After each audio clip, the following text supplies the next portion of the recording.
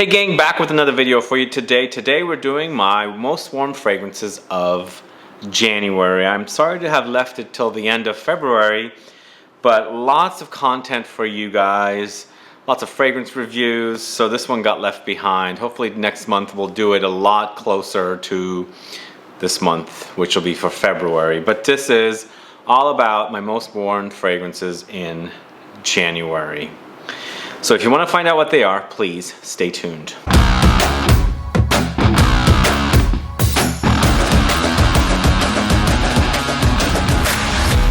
Thanks so much for tuning in. This is Sebastian with Smelling Great Fragrance Reviews. If this is your first time landing on my channel and you love watching fragrance reviews, finding out about new fragrances, discovering new brands, and participating in giveaways and still haven't subscribed to this channel, please click the subscribe button below and also click the bell so you'll be notified for future videos and giveaways. January came and went. As you are aware, I was traveling. I got back on the 16th of January and trying to get caught up. February is almost gone. Today's the last day. But there were some fragrances that I was wearing a lot of in January. And one of the fragrances that I picked up as soon as I landed here was, I was thinking back and I was thinking, what's going to happen with DIOR Homme Parfum? Is it really going to be relaunched? There's all these rumors out there. Nobody's really got a clear answer. I thought to myself, I need to buy a bottle of DIOR Homme Intense. The one that I first bought before I bought DIOR Homme Parfum, and I wore, and I love the way it smells. Don't get me wrong, I don't hate the way it smells. It's absolutely sexy, but it's not as good as DIOR Homme Parfum, of course, to me. But the rumor now is that the DIOR Homme line is getting reimagined. So maybe that's what's going on with it. We'll see what happens. But in the meantime, there is DIOR Homme Intense. So I bought a bottle and I've been wearing it, and this is my 7th most worn fragrance of January. I was wearing this towards the end of the month because I got it via the mail, of course. And I got it back and I was just really wearing it and trying to figure out, is this something that I would get used to if I didn't have my lovely DIOR Homme Parfum? But then again, the rumor might be that the whole line is getting reimagined. And this one might not be available either. But then again, this one is available. You can buy it. It is available at some discounters and not, you know, MIA like DIOR Homme Parfum or DHP. So what is the difference between these two? There's a lot of differences, and hope to do a comparison video. Like I had on the old channel, I had a comparison of DIOR Homme Intense with DIOR Homme Parfum. And that channel is no longer, of course, but I never did one for this channel, so hopefully I'll do that and get that up there for you guys. It is absolutely delicious. It's very sexy. It's everything that DHP or DIOR Homme Parfum is. It's just not as intense, which I love. So this is DIOR Homme Intense at number 7. Now, my 6th most worn fragrance of January happens to be Psychedelique from JOVOY. Now this is freaking awesome. It is such a great scent, and since we've had very cold winter this year, this is probably one of the coldest winters I've experienced in the entire life in San Francisco. And I've lived here for a good 25 plus years in the city of San Francisco. And thankfully, you have fragrances like Psychedelique from JOVOY to wear in the cold days. I mean, we've had countless days of rain. We're completely out of drought, I think. We've had drought for several years, but this year is amazing. It's been raining and raining. And I love wearing this really beautiful, earthy patchouli with layers of chocolate and boozy touches. It's so delicious. It's almost like you're eating a chocolate patchouli cake, if that makes sense, with like some kind of a liqueur thrown in. It's really dense, it's really thick, and you're cutting into it and eating it. But it's very earthy. It is very intense. It is very long lasting. And it is really delicious when it's cold outside. This is probably one of the best patchouli fragrances ever. Hands down one of the best.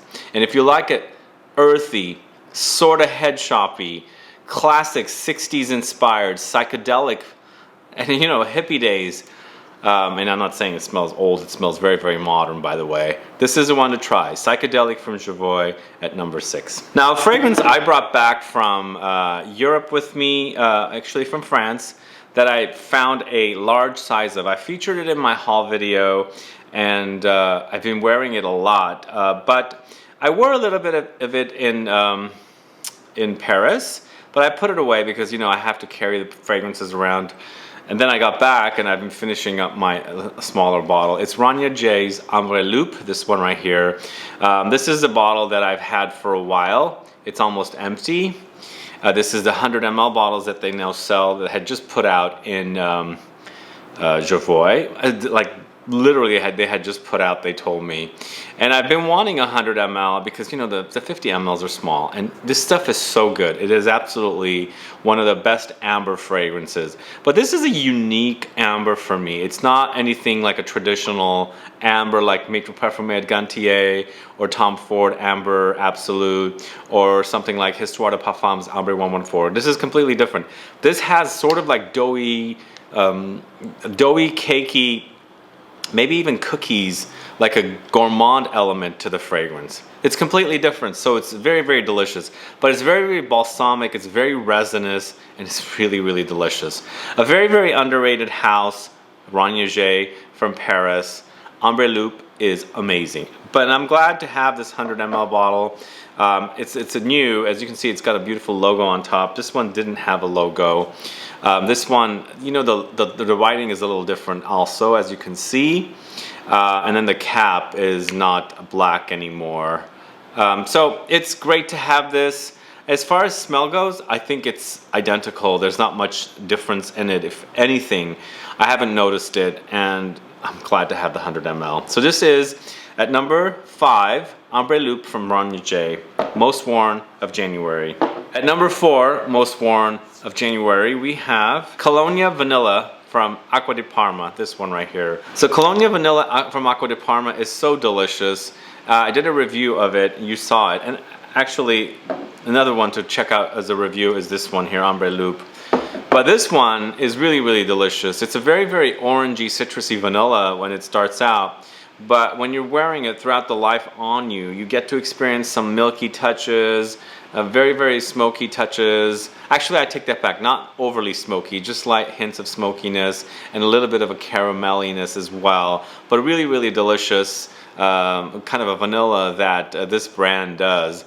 ACQUA di Parma, after all, is known for their citrus cologne kind of fragrances, and you have those touches here, especially at the top, like I said, with those citrus touches. But it's a gorgeous vanilla. It's part of the, you know, the dark brown or black, if you want to call it, collection, which includes the leather, the oud, of course. There's an amber, and there's all kinds of fragrances. The myrrh, the ebony, sequoia. I think there's a sequoia.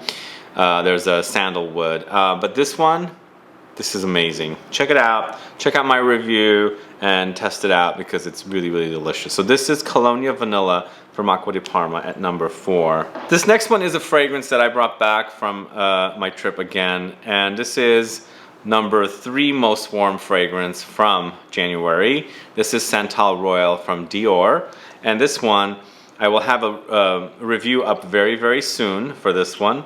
It's been shot. It's just I get, you know, lots of content to do, and I have to get some stuff up sooner than later. But I will air the video review for this one soon. But I've been really, really wearing this one, and I love this one. This is actually, the reason I love this one is because it is sandalwood after all. It's Santal Noir. Did I say Santal Royal? Sorry about that. If I did say that, this is actually Santal Noir from Dior's rebranded collection name called Maison Christian Dior Collection Santal Noir. This is actually, it is after all sandalwood, but to me, I get more of the ambrette and the rose. The ambrette has really unique twists to the note. There's a slight bit of medicinal touch to it. There's also a little bit of a fruity touch. And of course, you have some slight booziness as well. And along with the, you know, the blending of the rose and the sandalwood, it's really, really gorgeous. Really a great, great scent. It's probably one of the better ones from this collection. Unfortunately, the collection is kind of lackluster to me, but this one as an exclusive is one of the better ones. Unfortunately, it is exclusive. It's a Middle East exclusive, but there are some points in duty frees and things like that where you can pick it up, and it's a to die for scent. The thing that I'm concerned about with these fragrances from the Maison Christian Dior collection, the performance is lackluster, and of course there's this like lightness to them. There's a sheer airy quality to them that kind of is not necessarily something us frag heads or perfumistas really love, because we love it intense. But you know, there are people out there that want them not so heavy, not so intense. These are perfect for. Actually, I love that about this one, because it adds a very sexy touch to it, because it's not so heavy and thick, if that makes sense.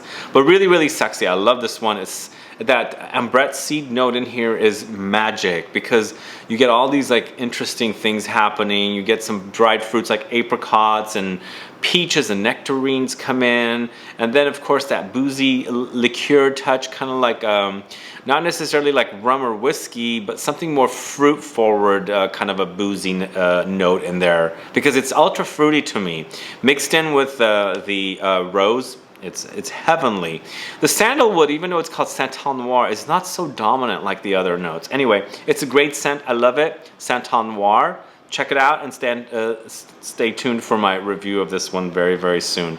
So that's from Dior, or from the collection Maison Christian Dior collection. At number 2, it's a fragrance I reviewed recently, and it's from the house JUSBOX, and this is a black powder, this one right here.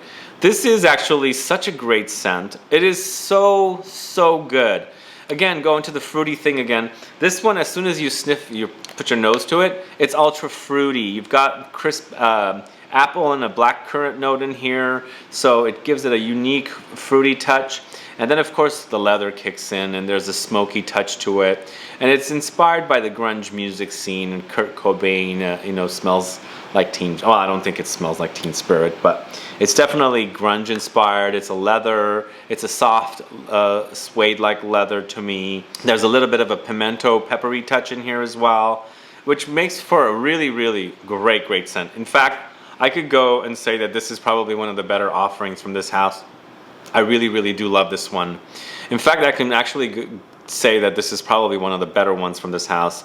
And at least to me it is, because I really love this one. There is another review I might do of this one in the near future, but for now, I'm really loving this leather fragrance. And with the air and with the weather we've been having here in San Francisco, Northern California, this has been so awesome. In fact, a lot of these fragrances have been so awesome so far. Currently. So this is JUSBOX Black Powder. And at number 1, this is a shock to me, an absolute shock. Never expected this to happen to me, because when this fragrance first came out, I thought in no way in hell I'm going to wear this fragrance. I don't care for it. It smells really weird. I don't like it. What were they thinking? I won't buy it. What caused me to turn? I'm talking about the fragrance from the house of Maison Francis KURKDJIAN, BACCARAT Rouge 540. Yes, I absolutely love this one. In fact, I find it very, very sexy, and I'm obsessed with it. I keep spraying it over and over and over and over, and I love that about it. It's a floral ambergris or ambroxan dominant fragrance. It's very, very woody, and it's just absolutely sexy. And the thing is, my nose is always changing, so there are times I smell some fragrances and I go, wow, that does not smell great. I don't want to wear that one. I come back to it later and I'm in love with it. This one was a lot more challenging. It took me a long time to really appreciate it. I had to appreciate ambergris. I had to appreciate ambroxan, notes like that. Something about it I really started loving. And I mentioned this I think once before. Another 13 from Le Labo, just obsessed with that fragrance, and that's kind of what I think really started making me turn around for this one. It's just odd that that happened, but you know what? My taste is changing all the time. There are fragrances I'm falling out of love with, and there are fragrances I'm falling in love with that I have not liked or loved. There are notes I'm loving, like I love aquatic fragrances now. I can tolerate them. There are certain aquatic fragrances that I really, really love. I love floral fragrances. I really, really love floral fragrances. Tuberose, jasmine, gardenia. I absolutely love them. And it's just an evolution of my nose and my appreciation for fragrances. And this one, for the longest time I didn't like, but I'm head over heels for it. I absolutely love it, and I can't stop wearing it. And then the other great thing is, when I smell this on other people, when I smell it on me, people actually go crazy. I go crazy for the smell of this on other people, and people go crazy of the smell on me. It smells so sexy, and that's just what it is. It garners compliments. People already know the smell. I think just people know it because a lot of people are wearing it. I think it's really, really popular for Maison Francis Kurkdjian. And I can see it's a top seller. People love it. But there are those fragrances that sometimes you don't like, and then you turn around and really obsess over them. And I've been doing that with this one. Stay tuned for my review of this one very soon, because I'm hooked with this one. Really, really hooked. Now I want to go try the red bottle, the X-ray version, which I hear has a more prominent almond note in it. We'll see how that one is. But for my number one, it is Baccarat Rouge 540 by Maison Francis Kurkdjian.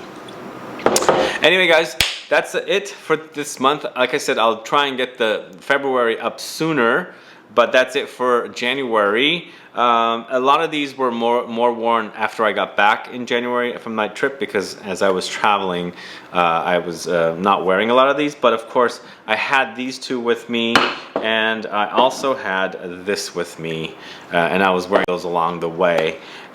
Just really in love with these fragrances, and I'm so happy that we've been having a great cold weather here. So my February list is also going to be very, very heavy, prominent fragrances.